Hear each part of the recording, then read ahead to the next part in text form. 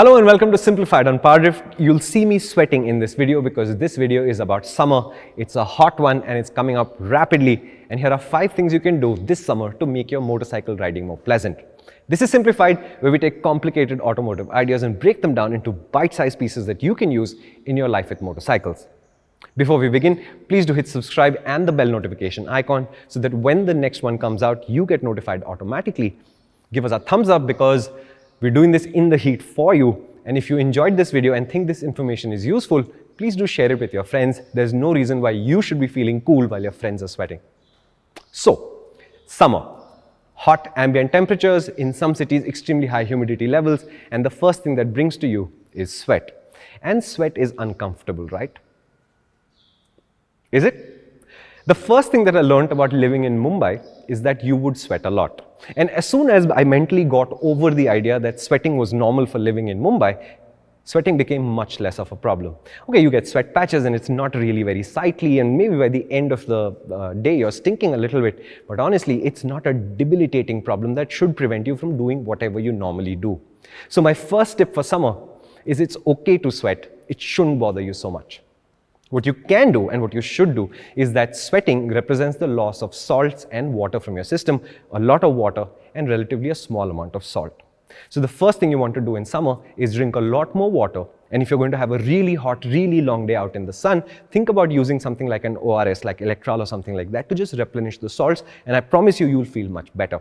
The way to do this on a motorcycle is either you have a vacuum flask or something like that with extremely cold liquid, which is what I love to do on a motorcycle, and whenever you stop, you take a couple of sips. Or what is easier to do is to get a hydration pack. The cheap ones are at Decathlon, the best ones are at Kriega. Pick one up, fill it with cold water, load it up with ice, and the water stays cold for a really long time, and now you can sip on the go. The tip is the outlet, the bite valve, should be over your left shoulder so you don't have to release your throttle hand to drink water, because this becomes annoying very, very quickly. The second tip I have for summer is to stop wearing cotton. Now, I'm wearing cotton, but I'm not riding a motorcycle today.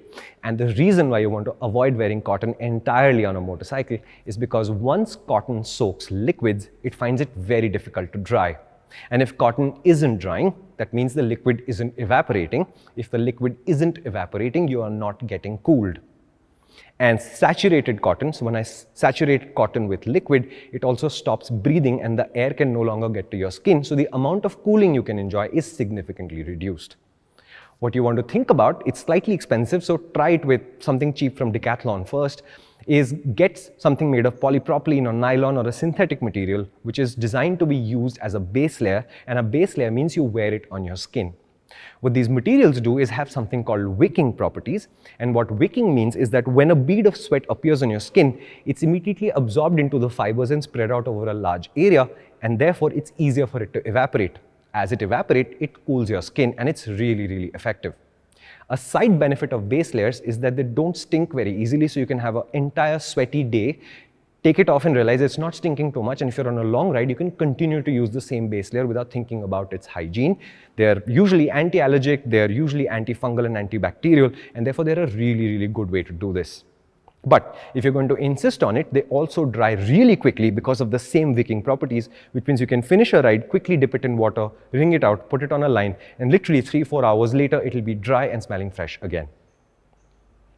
The third tip for summer is to think about when you're riding a motorcycle. Now, obviously, if you're going to office or college or something like that, the timing of this is not in your control.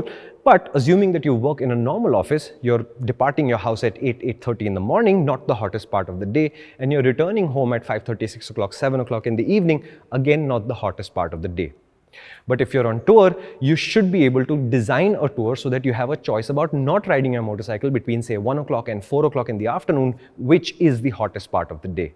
One of the easiest ways to deal with heat is to not deal with heat and simply sit it out.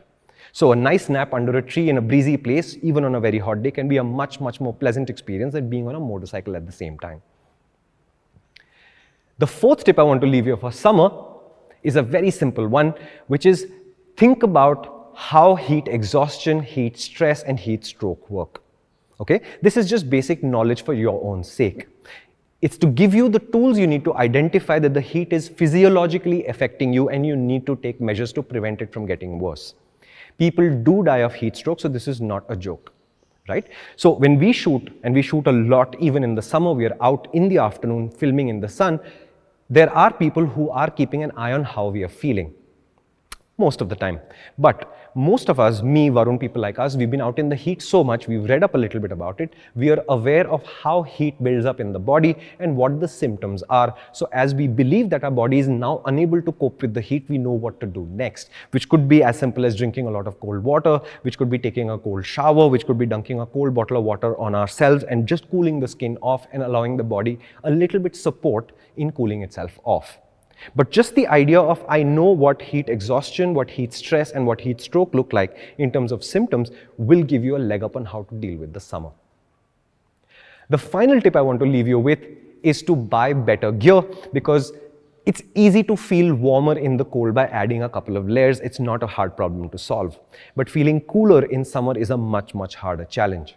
And if you've got gear with, say, stuff like breathable, it's not good enough for Indian conditions. If you've got stuff with vents, it works, but it's not as good as mesh.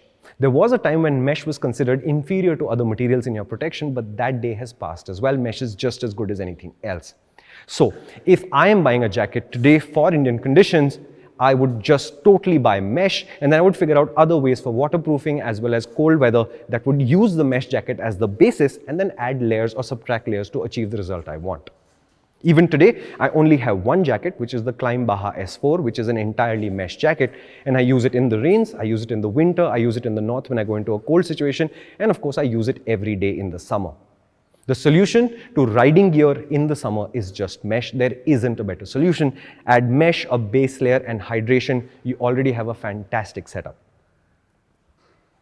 And that's all there is to it. The point that I want to make is that summer is for riding. Yes, it's hot, it may not always be pleasant, but it's not a reason to stop riding entirely. And therefore, take 5 measures and it'll improve your experience immeasurably. Let's get out there. Thank you so much for watching. This is Simplified on PowerDrift, where we take complicated automotive ideas and break them down into sweat-free, small, bite-sized pieces that you can use in your life with motorcycles.